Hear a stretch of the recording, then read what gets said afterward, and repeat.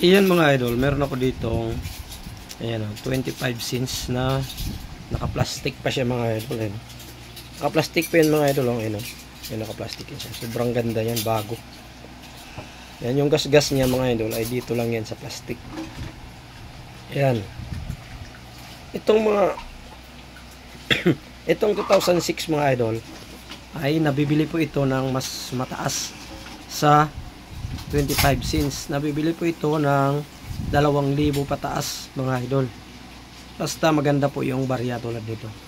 Yan mga idol, dyan yun galing. Ginupit ko mga idol. Yan. Yan ay, ito ay 2006 at may kasama siyang 5 piso na 2006 din. Yan.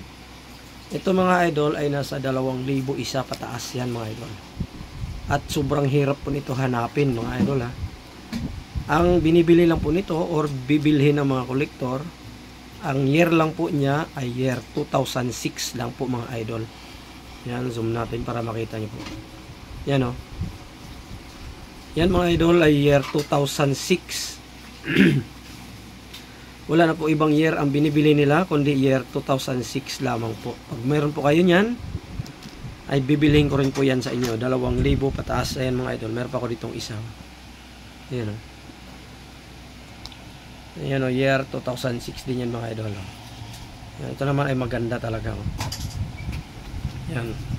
Naka, ano pa yan siya mga idol, naka blister pack. Galing yang Bangko Sentral ng Pilipinas. Pang kolektor lang ito mga idol. Ganito. Yan.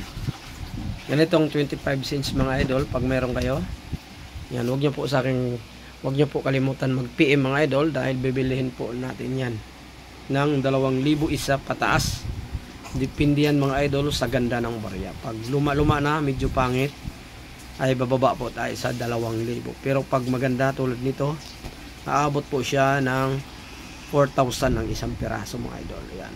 Sure buyer po tayo mga idol. Ayan, meron tayong mga koleksyon. Ayun, dami. Yan. Iba, malalaman na yun.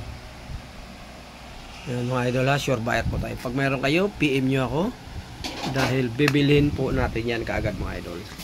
2006 na 25 cents at saka 2006 na 5 piso mga idol.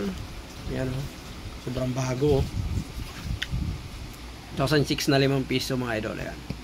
PM nyo ako dahil bibilhin po natin yan ng collector presyo. Kaya po ito binibili mga idol dahil sa ano binagawang set tulad nito, ginagawang ganito, binubuo, yan o, ginaganyan, ginupit ko lang dahil nagka-damage.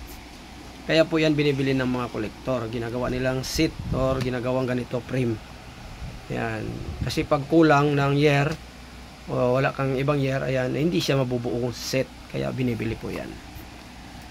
Okay mga idol, maraming salamat. PM nyo ako dahil bibilhin po natin yan.